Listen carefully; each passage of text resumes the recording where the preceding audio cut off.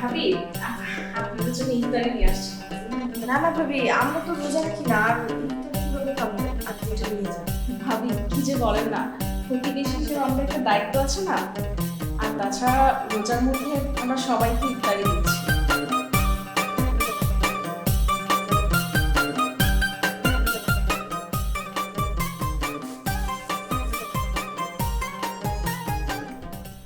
এই ইফতারগুলো কার জন্য?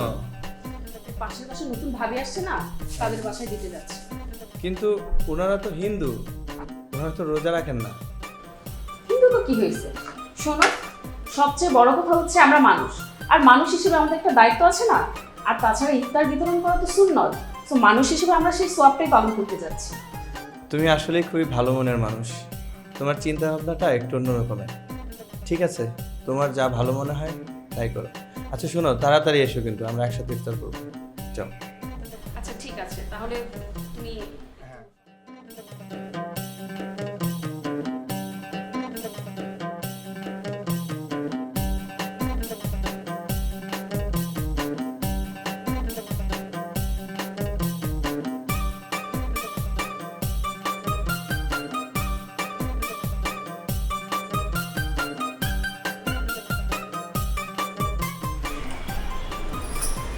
আরে ভাবি, আপনি এই সময়?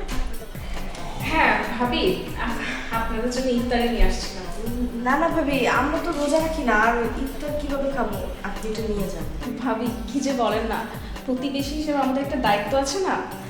আর তাছাড়া রোজার মধ্যে আমরা সবাইকে ইফতারি দিচ্ছি, আর তাই আপনাদেরও দিতে আসলাম। আপনি কেন অযথা আমাদের জন্য ইফতার আনতে গেলেন? তাছাড়া আমরা তো রোজা রাখি না, মানে শুধু শুধু কেন কষ্ট করলেন বলেন তো? না ভাবি, কোনো সমস্যা নাই, রমজান মাসে ইফতারি বিতরণ করলে সব পাওয়া যায়। আপনি ইফতারটা রাখলে আমরা অনেক খুশি হব। তবু ভাবি, মানে আমি তো আপনাদের ধর্মের না, এখনো যদি ইফতার রাখি। আর কোনো সমস্যা নেই, আমি আপনাদের জন্য নিয়ে এসেছি, আপনারা খাইলে আমার খুব খুশি হব। ভেতরে আসুন। না না ভাবি, আজকে অনেক দেরি হয়ে যাচ্ছে, আর তাছাড়া ইফতারের সময় হয়ে যাচ্ছে। আমি না হয় কালকে আসবো। জি আচ্ছা। ঠিক আছে ভাবি, ভালো থাকেন।